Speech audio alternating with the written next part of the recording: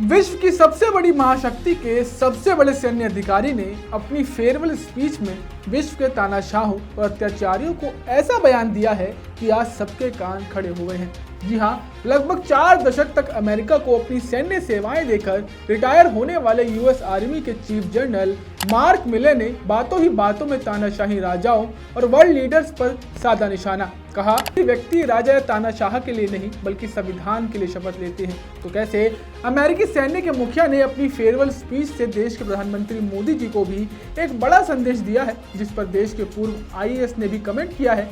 चलिए आपको विस्तार से बताते हैं। नमस्ते, मेरा नाम सुमित है और आप देश नीति देख रहे हैं।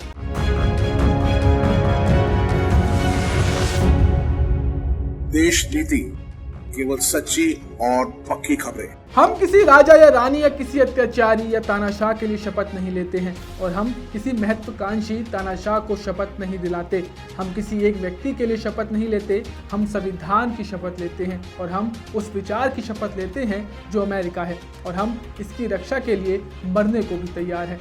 जी हाँ, जो शब्द अभी आपने सुने वो विश्व की सबसे बड़ी सेना के मुखिया यानी कि US army chief general mark मिले के थे, जिन्होंने शुक्रवार को एक खचाखच भरे समारोह के दौरान अमेरिका के चीफ ऑफ आर्मी स्टाफ के पद से रिटायरमेंट लेते हुए अपनी फेयरवेल स्पीच पर ये बातें कही। वैसे खबरों की माने तो उन्होंने ये बातें कथित तौर पर अमेरिका के पूर्व राष्ट्रपति रहे डोनाल्ड ट्रंप के लिए कही।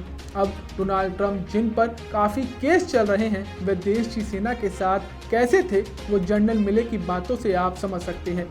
लेकिन अमेरिका की सरजमी पर लोकतंत्र और संविधान पर दिए गए इस धाकड़ बयान को लोग अब भारतीय प्रधानमंत्री मोदी जी से जोड़कर देख रहे हैं। अब भारत के अल्पसंख्यकों के खिलाफ जिस तरीके से उनकी विश्व में छवि बन रही है, इसलिए अमेरिकी आर्मी के मुखिया का यह बयान उनसे भी जोड़कर देखा जा रहा है। जहां इसी पर पूर्व आईएएस सूर्य प्रताप सिंह लिखते हैं कि अपने रिटायरमेंट पर अमेरिका के चीफ ऑफ आर्मी स्टाफ ने ये कहा, हम किसी व्यक्ति राजा या तानाशाह के लिए नहीं, संविधान के लिए शपथ लेते हैं। इंडिया की तरह अमेरिका में सेना के नाम से वोट भी नहीं मांगे जाते हैं और ना सेना के हवाई जहाज को पॉलिटिकल रैलियों के लिए इस्तेमाल किया जाता है और ना नींबू मिर्ची लटकाए जाते हैं, ना ही कोई पाखंड किया जाता है।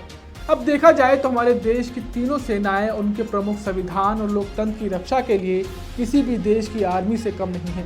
लेकिन हमारे देश की मोदी सरकार सेना और उनके जीवन को कैसे अपने चुनावी फायदे के लिए प्रयोग करती है, उसका खुलासा तो खुद उनकी सरकार में रह रहे जम्मू कश्मीर के पूर्व राज्यपाल रहे सत्यपाल मलिक कर चुके हैं। कैसे पुलवामा मोदी सरकार की सोची समझी गलती थी और उसी का नतीजा था, जिसके बाद सत्यपाल मलिक के अनुसार सर्जिकल स्ट्राइक के नाम पर मोदी सरकार ने 2019 का चुनाव जीता। ऐसे में विश्व की सबसे बड़ी ताकतवर और सबसे बड़ी आर्मी का चीफ अगर तानाशाही से अलग संविधान के लिए मर मिटने की बात कर रहा है, तो यह अमेरिका में अभी भी जिंदा लोकतंत्र को बताता है।